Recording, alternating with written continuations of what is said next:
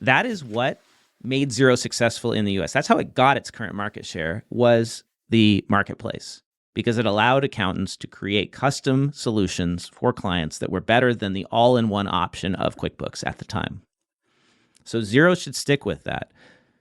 Do not go to trying to pick winners and losers. I really hope that the way they're building this, they have options. Like, think about how Apple is building their AI into Siri. Apple is not exclusively going with OpenAI. They're starting with them. But the way they are architecting this is designed so that they can choose multiple providers. It's super risky to pick one.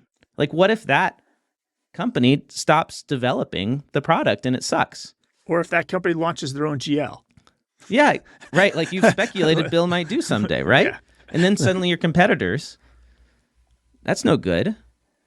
And plus, in these big companies, like you can't trust the word of one person who's going to be gone in 3 years. They won't do that.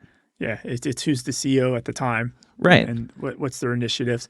And the other thing I like about that, multiple integrations, and it starts to be a little bit more like Sage Intacct and NetSuite, where you'll see a lot of those apps and like they run in the UI of the GL, right? They're actually in the UI of the GL. You're not opening up a second browser tab, et cetera.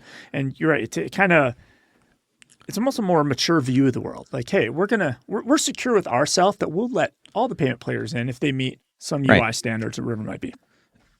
And Xero is perfectly designed to allow for that on the dashboard, because the dashboard is composed of widgets. Yep. Each bank account is a widget.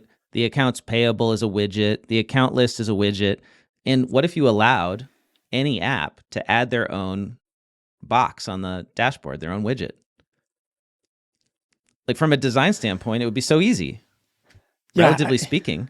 It's funny because it sounds like product development talks it into it and the developer team, 12 years ago. Like, why have these things not exist yet? I don't know.